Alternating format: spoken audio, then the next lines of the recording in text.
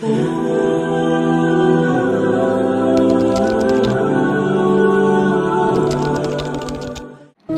عليكم ورحمة الله تعالى وبركاته. نحمده ونسلم على رسوله الكريم. أما بعد، أعوذ بالله من الشيطان الرجيم. بسم الله الرحمن الرحيم. ظهر الفساد في البر والبحر بما كسبت أيدي الناس ليذيقهم بعض الذي عملوا لعلهم يرجعون. وقال رسول الله صلى الله عليه وسلم عن عائشة رضي الله عنها قالت قال رسول الله صلى الله عليه وسلم إنما أهلك الذين قبلكم أنهم كانوا إذا سرق فيهم الشريف تركوه وإذا سرقوا فيهم الضعيف أقاموا عليه الحد.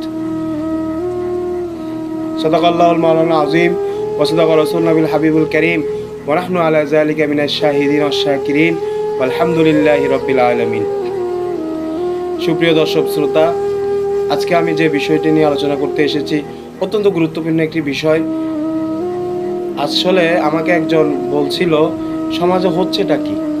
একসময় তো আমরা এই সমাজে আমাদের বাবারা দাদারা তার দাদারা যেভাবে বসবাস করে আসছিল, মানুষের প্রতি মানুষের একটা টান ভালোবাসা মহব্বত ছিল, কিন্তু এখন সেটা নাই কেন? সমাজে উচ্ছৃঙ্খল মানুষের দিন দিন বৃদ্ধি পাচ্ছে, আর যারা ভালো মানুষ এরা দিন দিন কমে যাচ্ছে, এরা চুপ হয়ে যাচ্ছে, এরা কিছু বলতে পারছে না। কারণ আমি আপনাদের সামনে যে আয়াতটি তেলাওয়াত করেছি সেটি হচ্ছে সূরা রুমের 41 নম্বর আয়াতের মধ্যে বলা আছে, জহরাল ফাসাদু ফিল বারি ওয়াল বাহর বিমা কাসাবাত আইদিন নাস লিইউযিকাহুম বা'দাল্লাযী আমিলু লাআল্লাহুম ইয়ারজিউন। মানুষের কৃতকর্মের কারণে স্থল ও সমুদ্র বিপর্যয় অশান্তি প্রকাশ পেয়েছে, যাতে আল্লাহ তাদেরকে তাদের কিছু কর্মের স্বাদ আস্বাদন করান, যেন তারা ফিরে আসে।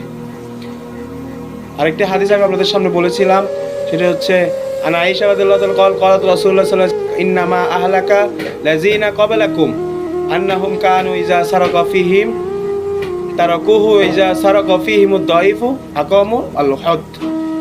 হযরত আয়েশা সিদ্দিকা রাদিয়াল্লাহু আনহা বর্ণিত, তিনি বলেন রাসূলুল্লাহ সাল্লাল্লাহু আলাইহি ওয়াসাল্লাম ইরশাদ করেছেন, তোমাদের পূর্ববর্তী যারা ধ্বংস হয়েছে এজন্য তাদের মধ্যে কোনো সম্মানিত কোনো ব্যক্তি যদি চুরি করে বা কোনো অপরাধ করে তাকে ছেড়ে দেওয়া হতো, তার প্রতি বিচার করা হতো না। আর কোনো দুর্বল ব্যক্তি যদি কোনো অপরাধ করে অন্যায় করে তাহলে তাকে কঠোর শাস্তি দেওয়া হতো।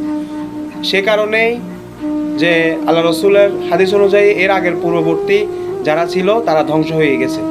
তাহলে এবার বুঝতে হবে, সমাজের ন্যায় বিচার যদি প্রতিষ্ঠা না হয়, সমাজের ন্যায় বিচার যদি আমাদের মধ্যে যদি প্রতিষ্ঠা না হয়, তাহলে আমাদের এই সমাজ এই রাষ্ট্র ধ্বংস হয়ে যাবে, অন্যায় বেড়ে যাবে, অবিচার বেড়ে যাবে, সেটাই বাড়ছে।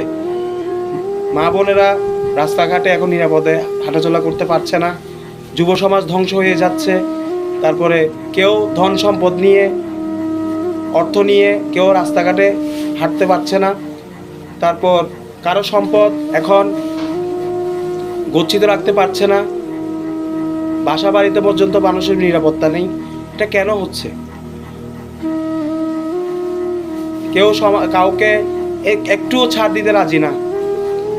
কোনো বিষয় বাকবিতণ্ডা হলে যে অপরাধী সে তার উপরে চড়াও হয়ে যাচ্ছে, আঘাত পর্যন্ত করছে। তাহলে এগুলো কেন হচ্ছে? আবার এখানে কিছুদিন আগে যে বৈষম্য বিরোধী আন্দোলন হয়েছিল, সে আন্দোলনে সবাই একসাথে একভাবে বেঁচে থাকার জন্য, চলাফেরা করার জন্য, শান্তিতে থাকার জন্য, মিলেমিশে থাকার আন্দোলনটা করা হয়েছিল। কিন্তু এখন দেখতেছি এক শ্রেণীর আলেমদেরকে সব জায়গায় সুযোগ সুবিধা দেওয়া হচ্ছে, কিন্তু এক শ্রেণীর আলেমদেরকে তার সুযোগ সুবিধা দেওয়া হচ্ছে না।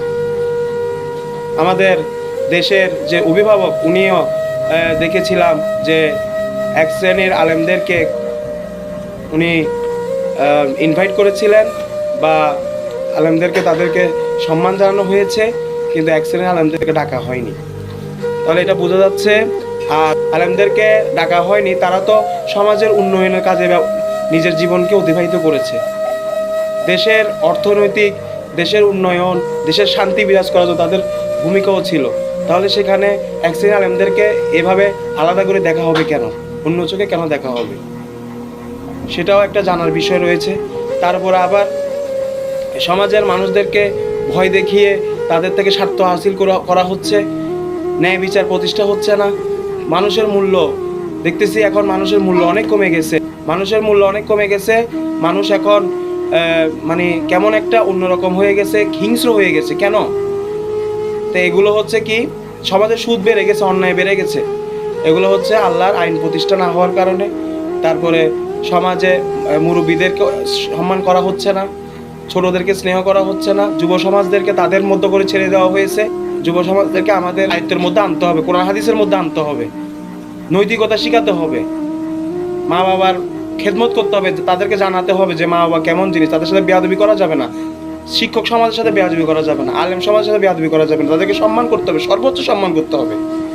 তা আমি আশা করব যে সমাজের যে নানাবিধ অসঙ্গতি এবং যে বিশৃঙ্খলা, এগুলো যাতে আল্লাহ রাব্বুল আলামিন আমাদের এই দেশ থেকে যেন উঠিয়ে নেয়, সবাই যেন সুশৃঙ্খলভাবে যেন এগিয়ে আসে, এই কর্মকাণ্ডগুলো যাতে দিন দিন মানে নিজের দেশ থেকে যেন বা নিজের সমাজ থেকে যেন এগুলো উঠে যায়, আর যেন সমাজের সবাই যেন শৃঙ্খলার মধ্যে চলে আসে, এজন্য আমি দোয়া করছি।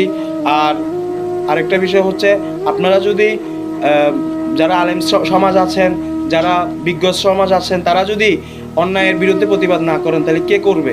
আপনার সামনে অন্যায় হয়ে যাচ্ছে, আপনি কিছুই বলছেন না, চুপ করে আছেন। অন্যায় যতটুকু সম্ভব অন্যায়ের প্রতিবাদ করতে হবে, আর অন্যায়ের প্রতিবাদ করলেই আশা করি সমাজে অন্যায়গুলো দিন দিন কমে আসবে। ওয়া আখিরু দাওয়ানা আলহামদুলিল্লাহি রাব্বিল আলামিন। আসসালামু আলাইকুম ওয়া রাহমাতুল্লাহি তাআলা ওয়া বারাকাতুহু।